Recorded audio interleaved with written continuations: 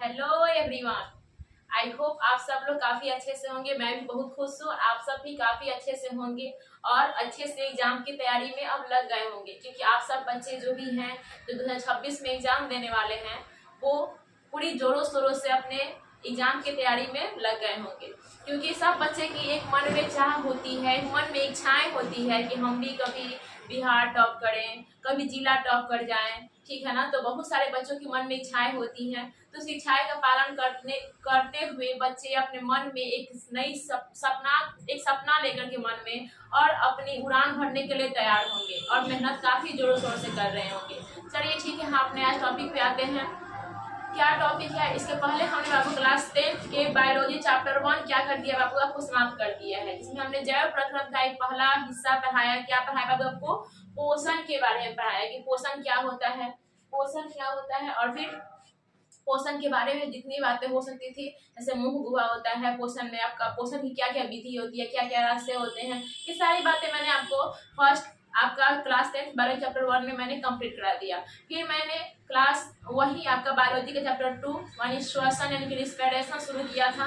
Respiration में मैंने बहुत सारी बातें बताई कि श्वसन क्या होता है, कैसे श्वसन होता है, आप जो खाना खाते हैं वो खाना खाने के बाद आपकी बॉडी में जो ऊर्जा बनती है वो ऊर्जा कैसे बनती है, फिर श्वसन आपकी बॉडी में जरूरी क्यों है, आपका पोषण और श्वसन एक दूसरे के पूरक कैसे हैं, सारी बातें मैंने आपको इसके पहले लेक्चर में मैंने बहुत अच्छे से समझा दिया है आपको। आई होप बाबू इसमें किसी प्रकार कोई दिक्कत परेशानी आपको नहीं हुई होगी। यदि बाबू परेशानी आपको होती है तो कमेंट करके हमसे जरूर सवाल पूछ सकते हैं। चलिए, इसके बाद हमने क्या बताया था आपको, वायवीय श्वसन और अवायवीय श्वसन के बारे में बताया था, ठीक है। इसके बाद हमने आपको ब्रीदिंग के बारे में बताया था, यानी कि श्वासोच्छ्वास क्या होता है, निश्वसन क्या होता है, निश्वसन क्या होते हैं।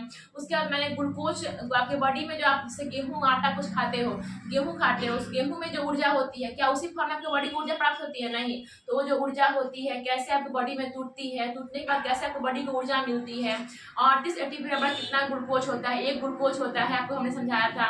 उसके बाद आपको मैंने ही बताया था पोषण के द्वारा ही कि आपका भोजन जो होता है पहले मुंह गुहा में जाता है, फिर ग्रस नली में जाता है, फिर आमाशय में जाता है, फिर छोटी आंत में जाता है, फिर बड़ी आंत में जाता है, फिर आपका मलाशय में जाता है, फिर गुद्दा में जाता है। लेकिन जब भोजन छोटी आंत में जाता है तो छोटी आंत में होता है विलाई, आपके इलियम होते हैं, वहां से विलय क्या करता है, भोजन को अवशोषण करता है, और अवशोषण करके किसको दे देता है आपको, यकृत को। यकृत में जो भोजन आपका था आपका ग्लाइकोजन के रूप में संचित था, फिर वहां से आपका जो माइटोकॉन्ड्रिया है भोजन क्या बनाएगा, उस ग्लाइकोजन से ऊर्जा बनाएगा, और वो ऊर्जा क्या करेगा आपके पूरे ऑल पार्ट्स ऑफ बॉडी में वितरित करेगा। लेकिन माइटोकॉन्ड्रिया का एक शर्त था कि हमको ऊर्जा बनाने के लिए हमको तो मैं तो ऊर्जा बना दूंगा भोजन में, लेकिन ऊर्जा बनाने के लिए हमको क्या चाहिए, सबसे मेन मुद्दा चाहिए था उसको ऑक्सीजन, यानी कि श्वसन करना जरूरी था।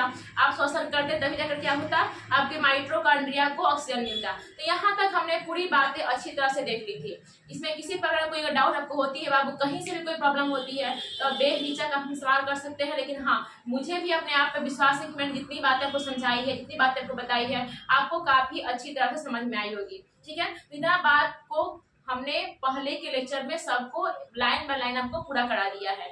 आज हम पढ़ेंगे, क्या पढ़ेंगे बाबू, आज का टॉपिक क्या है, प्रमुख श्वसन अंग।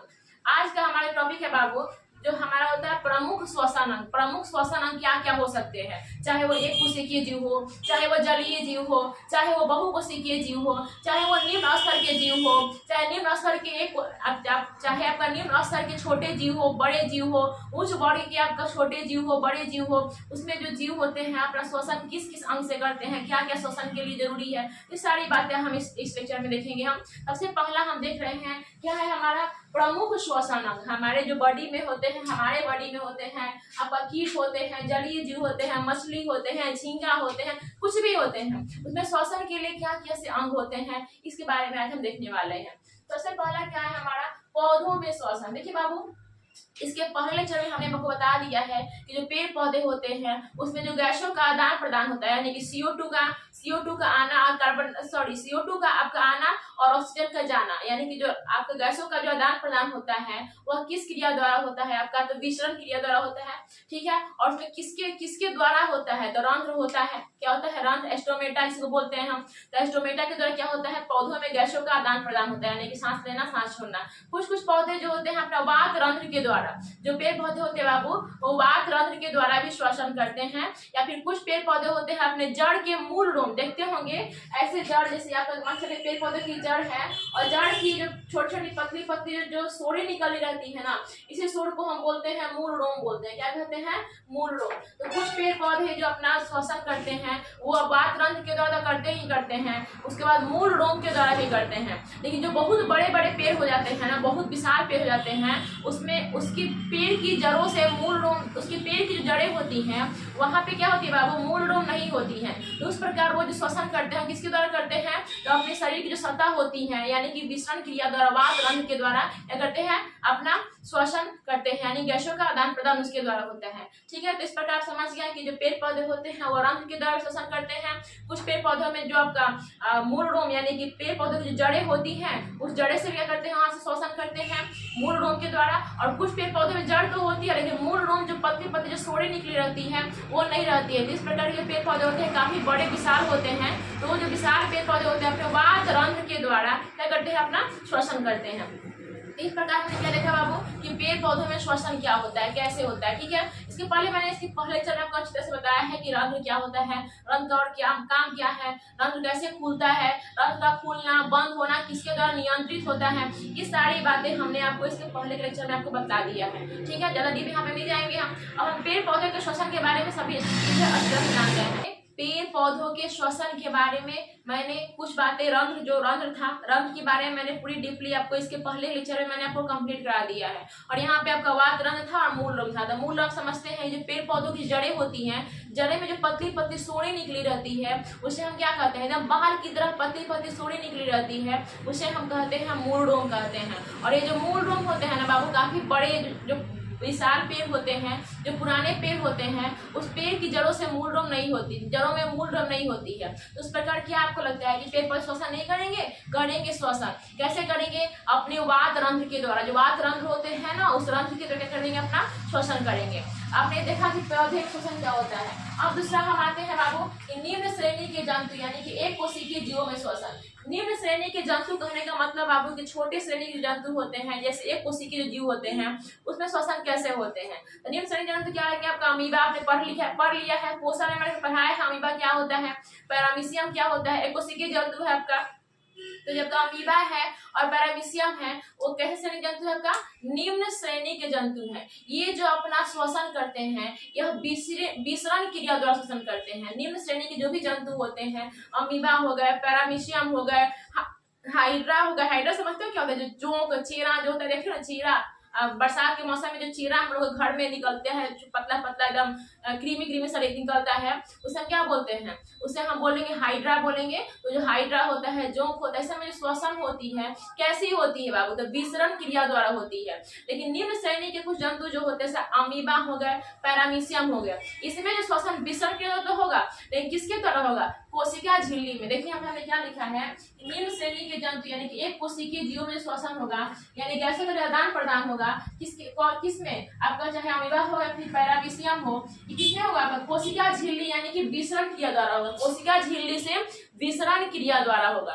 किसके द्वारा होगा बाबू, कोशिका झिल्ली से विसरण क्रिया द्वारा होगा। उसी प्रकार आप यहाँ पे देख रहे हो निम्न श्रेणी के जंतु है, निम्न श्रेणी के बहुकोशिकीय जीवों में श्वसन। अब निम्न श्रेणी के जो बहुकोशिकीय जीव हैं यानी कि क्या है आपका, ये देखिए निम्न श्रेणी के एक कोशिकीय जीव है जो आपका अमीबा है और आपका पैरामीशियम है। जरूरी थोड़ी है बाबू निम्न श्रेणी के जो आपका जीव होते हैं सिर्फ एक कोशिकीय ही होते हैं, नहीं, निम्न श्रेणी के कुछ जीव आपका बहुकोशिकीय होते हैं और कुछ जीव क्या होते हैं आपका एक कोशिकीय भी होते हैं। तो एक कोशिकीय के बारे में हमने देखा कि बाबू एक कोशिकीय जो जीव होते हैं वो विसरण क्रिया द्वारा कोशिका झिल्ली से विसरण क्रिया द्वारा शोषण करते हैं। और एक कोशिकीय जीव, निम्न श्रेणी के जो एक कोशिकीय जीव होते हैं उसमें कौन कौन से आएंगे, अमीबा आएंगे और पैरामीशियम आएंगे। उसी प्रकार निम्न श्रेणी के बहुकोशिकीय जीव होते हैं, उसमें आपका हाइड्रा आ जाएगा, उसके बाद आपका जो जोंक होता है, जोंक वो सब किसमें आएगा, आपका निम्न श्रेणी के बहुकोशिकीय जीव आएंगे। उसमें श्वसन होगा, उसमें भी श्वसन किसके द्वारा होगा, विसरण क्रिया द्वारा ही होगा। लेकिन जो श्वसन करेगा वो किसके द्वारा करेगा? आपका उसके जो बॉडी, उसके जो आपका उसका जो बनावट होता है, शरीर जो बनावट होती है, उस बनावट में त्वचा, जिसका जैसे यहाँ पे देखिए क्या बोलते हैं, निम्न श्रेणी के बहुकोशिकीय जीवों में श्वसन होते हैं। क्या होता है? आपका हाइड्रा हो जाएंगे शरीर की सतह से। आपका बॉडी है, आप दिख रहा है, ये आपका बॉडी दिख रहा है, ये बॉडी में जो है आपका इस सतह ही है ना, जो त्वचा है वो सतह है। तो जो आपका हाइड्रा होते हैं, जो निम्न श्रेणी के बहुकोशिकीय जीव होते हैं, वो श्वसन करते हैं, किसके द्वारा करते हैं? विसरण क्रिया द्वारा करते ही हैं, लेकिन किसके द्वारा करते हैं? शरीर की सतह द्वारा। उन्हें जो विसरण क्रिया होती है किसके द्वारा होती है? शरीर की सतह द्वारा। तो इस प्रकार आपने क्या देखा बाबू कि आपका निम्न श्रेणी के एक कोशिकीय जीव और निम्न श्रेणी के बहुकोशिकीय जीव, दोनों में जो श्वसन क्रिया होती है बाबू विसरण क्रिया द्वारा ही होती है। लेकिन एक में कोशिका झिल्ली के द्वारा विसरण होती है और दूसरे में आपका क्या? शरीर की सतह द्वारा विसरण क्रिया होती है। समझ गई बात है पूरी तरह से? शरीर की सतह का कैसे, यानी कि शरीर की सतह पे छोटे छोटे छिद्र होते हैं जिसके द्वारा सांस लेना और सांस छोड़ना वो काम करते रहते हैं। इस प्रकार आपने देखा कि निम्न श्रेणी के जंतुओं में श्वसन किस प्रकार होता है। ठीक है, अगला हम आते हैं आपका जलीय जीव। जलीय जीव यानी कि वैसे जीव जो जल में रहते हैं, वो किस प्रकार से श्वसन करते हैं? वो जो श्वसन होते हैं वो किस प्रकार से करते हैं? जलीय जीव में मछली आ जाएंगे, सीप आ जाएगा, झींगा आ जाएगा, मतलब मछली छोटे छोटे जो प्रजाति जितने भी होंगे सब क्या आएंगे? आपके जलीय जीव में आएंगे। तो आपने देखा होगा बाबू, तो जलीय जीव होते हैं उसमें फेफड़ा नहीं होता है, क्योंकि आपको पता है बाबू कि जो फेफड़ा होता है वह पानी में काम नहीं करता है। जो फेफड़ा होता है बाबू वह पानी में काम नहीं करता है। तो जलीय जीव के पास एक विशेष अंग होता है, गलफड़ा यानी कि गिल्स या फिर क्लोम कहते हैं। क्या कहते हैं बाबू? गिल्स या फिर क्लोम कहते हैं। वो क्लोम क्या करता है? आपके पानी में क्या होता है? पानी का क्या होता है? अणुसूत्र क्या होता है? H2O होता है, हाइड्रोजन, मतलब H2O होता है, अब हाइड्रोजन होता है, ऑक्सीजन होता है। तो वहां से हाइड्रोजन को जो गिल्स होता है, गलफड़ा होता है, उसमें एक बहुत अच्छी खासियत होती है कि वह पानी से हाइड्रोजन को अलग कर देता है और ऑक्सीजन को अस्वीकार करता है। आपके मछली को ऑक्सीजन चाहिए ना, हर जीव को जिंदा रहने के लिए क्या चीज जरूरत है बाबू? दुनिया में जितने भी जीव जंतु है उसको जीवित रहने के लिए, उसको श्वास लेने के लिए जरूरी क्या बाबू? ऑक्सीजन चाहिए। ठीक है, तो जब मछली होती है, मछली में फेफड़ा नहीं होती है, उसमें क्या होती है? गिल्स होती है, क्लोम, इसी को क्लोम बोलते हैं, फिर गलफड़ा बोलते हैं। गलफड़ा में क्या खासियत होती है? यह इसका काम ये होता है बाबू कि जल से हाइड्रोजन को अलग कर देना और ऑक्सीजन को मछली तक भेज देना। ये पूरी प्रक्रिया किसमें होती है बाबू? मछली में होती है, झींगा में होती है। जितने भी जलीय जीव होते हैं जो जल में श्वसन करते हैं वो अपना श्वसन किससे करते हैं? अपना गिल्स से, गलफड़ा से या फिर क्लोम से करते हैं। इस प्रकार से समझा जलीय जीव में जो श्वसन क्रिया होती है किसके द्वारा होती है? गिल्स, गलफड़ा या फिर क्लोम के द्वारा होती है। ठीक है, अगला हम जाते हैं आपका कीट। जो भी आप कीट देखते होंगे, इंसेक्ट्स मतलब कीड़ा देखते होंगे, जो कीट देखते होंगे, जैसे ग्रॉस हॉपर हो गया, तेल चट्टा हो गया, कीट यानी कि इंसेक्ट्स जो भी कीड़े होंगे, जैसे ग्रॉस हॉपर जिसे आपको बोलते हैं राम जी का सुग्गा। तो ग्रॉस हॉपर क्या होता है? हम क्या बोलते हैं इसको? राम जी का सुग्गा ही बोलते हैं ना, बच्चे बहुत खेलते हैं उससे हम लोग। ठीक है ना, और साथ साथ हमें देखते हैं तेल चट्टा, आपका ग्रॉस हॉपर हो गया। ये सब जो श्वसन करते हैं बाबू वो कैसे करते हैं? ट्रैकिया से, श्वास नली से श्वसन करते हैं। इसके पास श्वसन के लिए ना ही फेफड़ा होते हैं और ना ही विसरण के लिए श्वसन करते हैं। ये श्वसन करते हैं ट्रैकिया से। हमारे यहाँ पे जो होती है ना, यहाँ पे बाबू एक छोटी सी आपका वाइड विंड पाइप जाता है, अपनी हवा की नली होती है, इसी नली को हम बोलते हैं ट्रैकिया बोलते हैं। इसी हवा की नली के द्वारा जब तक सांस होता है ना, आपके दोनों फेफड़ों में जाता है। ठीक है ना, तो जो आपका जीव जंतु बोल रहे हैं, जब कीड़े मकोड़े होते हैं, जब इंसेक्ट्स होते हैं, वो श्वसन कहाँ से करते हैं? जैसे आपका चट्टा हो गया, ग्रास हॉपर हो गया, जितने भी कीड़े मकोड़े हो गए, हड्डा बिडनी जो भी हो गए, वो श्वसन करते हैं ट्रैकिया के द्वारा। कहाँ से करते हैं बाबू? ट्रैकिया के द्वारा करते हैं। क्वेश्चन पूछता है, काफी इंपॉर्टेंट है बाबू, इस सब चीज को आप इग्नोर करके जाइएगा मत। बहुत ऑब्जेक्टिव के पॉइंट ऑफ व्यू से, क्लास 10th के ऑब्जेक्टिव के पॉइंट ऑफ व्यू से, यहाँ पे क्लास 10th के ही नहीं बाबू, किसी भी कॉम्पिटिटिव एग्जाम के पॉइंट ऑफ व्यू से काफी इंपॉर्टेंट है बाबू। ऑब्जेक्टिव में सब क्वेश्चन पूछता है कि बताइए जो हाइड्रा होते हैं उसमें श्वसन किसके द्वारा होते हैं? ठीक है, किस क्रिया द्वारा होते हैं? हाइड्रा किस प्रकार, किस वर्ग के जीव आते हैं? निम्न वर्ग के, उच्च वर्ग के। अब निम्न वर्ग में भी किस प्रकार, एक कोशिकीय के, बहुकोशिकीय। ठीक है ना, तो ये चीज काफी इंपॉर्टेंट है बाबू आपके पॉइंट ऑफ व्यू से। क्या होता है ना बाबू, बच्चे दो प्रकार से पढ़ाई करते हैं। कुछ बच्चे ये होते हैं ना कि बस जो बुक में दिया है उतना से पढ़े और नहीं पढ़े कोई मतलब नहीं है, या फिर टीचर नोट्स क्लास में करवा दिए, नोट्स पढ़ा, उसका उसको कोई मतलब नहीं। देखो बाबू, नोट्स तो पढ़ो ही पढ़ो, कहीं से भी आपको नोट्स, जहां से नोट्स मिलता है नोट्स पढ़िए। नोट्स पढ़ने के बाद एक बार खुद से ही बाबू पूरा बुक का रीडिंग कीजिए। इससे क्या होता है, हो सकता है टीचर भगवान थोड़ी है ना बाबू, हो सकता है टीचर से कुछ ना कुछ बातें छूट जाती है, फ्लो में बहुत सारी बातें, एक दो बातें छूट जाती है, तो आप बुक पढ़ोगे तो आपको क्या फायदा होगा? जो बातें पीछे से छूट गई है आप उसको अपने नोट्स में ऐड ऑन कर सकते हो, ठीक है ना। तो इसीलिए बाबू सिर्फ आप नोट्स पे डिपेंड मत रहिए। नोट्स पे डिपेंड तो रहते हैं, अच्छी बात है, लेकिन साथ साथ अपने से अपने बुक को भी पूरी तरह से एक दो बार अच्छी तरह से खत्म कीजिए पढ़ करके। इससे आपका बहुत सारे फायदे होंगे, ठीक है ना। तो हमने आपको नोट्स ही नहीं बाबू, बुक को पूरी तरह से पढ़ करके उसका जो भी निचोड़ हो सकता है, यानी कि जो भी इंपॉर्टेंट मेन फैक्ट हो सकती है, वो सारी बातें मैं आपको बोर्ड पर लाकर यहाँ दिखा दी हूँ कि आपको किसी प्रकार कोई दिक्कत नहीं हो। आप यहाँ से पढ़ लोगे तो फिर आपको दूसरा कहीं नोट्स या फिर बुक पढ़ने की जरूरत नहीं पड़ेगी, क्योंकि हम आपको पढ़ाने से पहले हम बहुत सारे नोट्स पढ़ते हैं और बुक पढ़ते हैं, फिर वहां से बहुत इंपॉर्टेंट पॉइंट निकाल करके फिर आपको यहाँ पे पढ़ाते हैं। तो आप वीडियो को छोड़ करके आप जाइएगा मत, ठीक है, अच्छे से आप वीडियो में बने रहिएगा। चलिए, इस प्रकार में क्या देखो कि जलीय जीव जो होते हैं इसमें आपका सीप आ जाएंगे, मछली आ जाएंगे, झींगा आ जाएंगे। इसके अलावा और भी जितने भी जलीय जीव होते हैं वो जो श्वसन करते हैं गिल्स के द्वारा करते हैं, क्लूम के द्वारा करते हैं, फिर गलफड़ा के द्वारा करते हैं। गलफड़ा में क्या खासियत होती है वो बता दिए हम। अब देखिए दूसरा बात, कीट जो होते हैं, कीट में बताया हमने जैसे ग्रॉस हॉपर हो गया आपका, उसके बाद हो गया नाम का सुगा जो होता है, उसके बाद खड्डा हो गया, बिढ़नी हो गया, उसके अलावा आपका क्या हो सकता है मध, बहुत सारे जीव होते हैं जो क्या करते हैं आपका तेलचट्टा हो गए, ये सब जो श्वसन करते हैं किसके द्वारा करते हैं? ट्राइकिया के द्वारा। मनुष्य में भी ट्राइकिया पाया जाता है। यहाँ पे जो होता है ट्राइकिया होता है। पढ़ाएंगे आपको, जब हम श्वसन अंग पढ़ाएंगे ना मानव में, श्वसन अंग क्या क्या होता है तब हम बताएंगे डीपली कि ट्राइकिया होता क्या है, कैसा होता है, ठीक है। तो फिलहाल में समझिए बाबू कि जो कीट होते हैं वो श्वसन कहाँ से करते हैं बाबू, किसके द्वारा करते हैं? ट्राइकिया के द्वारा करते हैं। अगला आता है वो मेढक। जो मेढक होते हैं ना, ये इसमें 3 प्रजाति होती है, प्रजाति नहीं होती है, अगर समझिए तो मेढक 3 तरीके से श्वास करते हैं। कुछ मेढक जो होते हैं ना, मेढक के बच्चे होते हैं। ऐसा लगता है ना बाबू, मेढक के बच्चे तो होते हैं, जो मेढक के बच्चे होते हैं ना वो दिखते बिल्कुल मछली के बच्चे की तरह है। कभी कभी हम लोग देखते होंगे जहाँ पे पानी का जमाव होगा वहां पे हमको देखने से क्या लगता है कि वो लगता है कि मछली के बच्चे, छोटी छोटी मछली, झींगा मछली के बच्चे हैं, ऐसे दिखाई देते हैं। लेकिन वाकई में जब उसको पकड़ करके कहीं स्टोर में रखोगे ना बाबू तो पता चलता है ना कि बाद में जब वो मेढक का बच्चा जब बड़ा होने लगता है ना तो वो मेढक बन जाता है। फिर वो सोचते हैं कि हमने तो पानी में मछली के बच्चे को डाला था, फिर ये मेढक के बच्चे आए कहाँ से? बहुत कंफ्यूजन होता है बचपन में। हम लोग इससे बचपन में बहुत सारी छिड़खानियां हम लोग करते हैं, ठीक है ना। तो जो मेढक के जो बच्चे होते हैं ना दिखते किस तरह से हैं? वो पानी में रहते हैं। जो पानी वाले मेढक के बच्चे होते हैं कैसे दिखते हैं? बिल्कुल मछली के बच्चे की तरह दिखते हैं। तो जो मेढक के जो बच्चे होते हैं बोलते हैं टेडपोल बोलते हैं।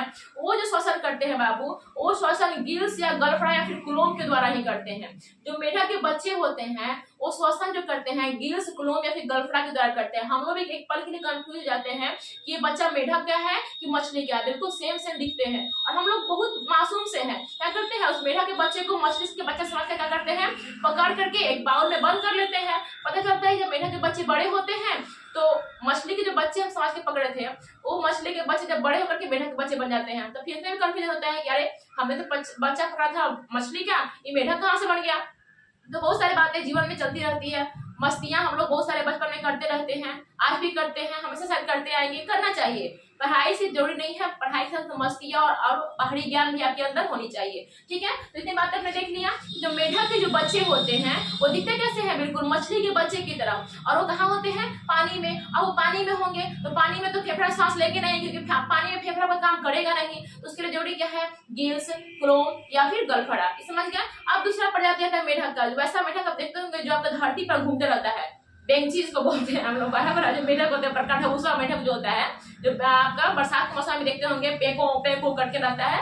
तो जो मेढक होते हैं वो श्वास किसे लेते हैं? फिर ऐसा भी मेढक देखे होंगे बाबू कि पानी में ऐसा लगेगा ना आपको, जब पानी में जाइएगा तो आपको ऐसा लगेगा ना कि वो मछली है वहां पे, लेकिन वो मेढक रहता है। मेढक मुंह ऊपर करके पानी के ऊपर मुंह ऊपर करके सांस लेता है। तो वो जो मेढक होते हैं वो सांस कैसे लेते हैं? फेफड़ा के द्वारा लेते हैं। जितने भी आप लोग बड़े बड़े मेढक देखते होंगे आपके घर के अगल बगल में, या फिर पानी में जो बड़े बड़े मेढक देखते होंगे जो आपको पानी के ऊपर पानी की सतह जो होता है ना, सरफेस होता है पानी का, उस पानी के सरफेस के ऊपर अपना मुंह निकाल कर ऐसे वैसे ऊपर से रहते हैं। वो मुंह क्यों निकाले रहते हैं? क्योंकि जो श्वास लेते हैं ना वो गिल्स या गलफड़ा से नहीं लेते हैं, वो श्वास लेते हैं फेफड़ा के द्वारा। किसके द्वारा सांस लेते हैं बाबू? फेफड़ा के द्वारा लेते हैं। और कुछ मेढक, मेढक के 3 प्रजातियां आएगी। एक होता है आपका टेडपोल यानी मेढक का बच्चा हो जाएंगे, दूसरा आ जाएगा जवानी का मेढक, जो जवान होगा थोड़ा बड़े हो गए, ठीक है ना, उसको हम जवान मेढक बोलेंगे। जो जवान मेढक होते हैं ना वो सांस लेंगे किससे बाबू, आपका फेफड़ा से लेंगे, ठीक है। और दूसरा जो आपका मेढक होता है जिसे हम बोलते हैं निष्क्रिय मेढक। निष्क्रिय मेढक कहने का मतलब निष्क्रिय अवस्था के जो मेढक होते हैं वो क्या करते हैं, आप कुछ मेढक बरसाती के मेढक आपको देखते होंगे बाबू कि बरसात में बड़का बड़का बेंगवा आता है सब मेढक उसको बोलते हैं, बेंग जो बोलते हैं हम लोग बचपन में फ्रॉग बोलते हैं। तो क्या होता है वो जो बड़ा बड़ा मेढक होते हैं आपको हमेशा दिखते हैं क्या, नहीं दिखते हैं, बरसात के मौसम में दिखते हैं। तो वो जो मेढक होते हैं ना बाबू वो आपको बरसात में तो दिखेंगे ही दिखेंगे, लेकिन बरसात के बाद जब सुखाड़ आपके पास आ जाएगा यानी कि सूखे सूखे सब हो जाएंगे तब वो मेढक क्या हो जाता है, निष्क्रिय हो जाते हैं, यानी कि जमीन के अंदर चले जाते हैं। तो जमीन के अंदर जाएंगे तो क्या मर जाएंगे वो, नहीं बाबू, जमीन के अंदर जो श्वास लेते हैं वो किसके द्वारा लेते हैं, आपका जो श्वास लेते हैं वो शरीर के अपनी त्वचा के द्वारा सांस लेते हैं, किसके द्वारा लेते हैं बाबू, त्वचा के द्वारा लेते हैं। इस प्रकार आपने देखा बाबू कि मेढक के 3 प्रजाति हमने टेडपोल देखा, टेडपोल यानी मेढक का बच्चा, वो सांस कैसे लेंगे, गिल्स के द्वारा लेंगे। दूसरा मेढक जो होता है ट्रैकिया के द्वारा सांस लेता है, सॉरी दूसरा जो मेढक होता है जो जवानी का मेढक होता है वो फेफड़ा के द्वारा सांस लेता है। और कुछ मेढक निष्क्रिय मेढक जो होते हैं यानी जमीन के अंदर चले जाते हैं फिर बरसात के मौसम में बाहर निकल जाते हैं, वो जो मेढक होते हैं वो कैसे सांस लेते हैं, आपका अपना त्वचा के द्वारा, त्वचा पे इसमें छोटे छोटे छिद्र होती है, जैसे हमारे त्वचा है ना तो हमारे त्वचा की जो छिद्र होती है यहाँ सिर्फ और सिर्फ पसीने बाहर निकलते हैं।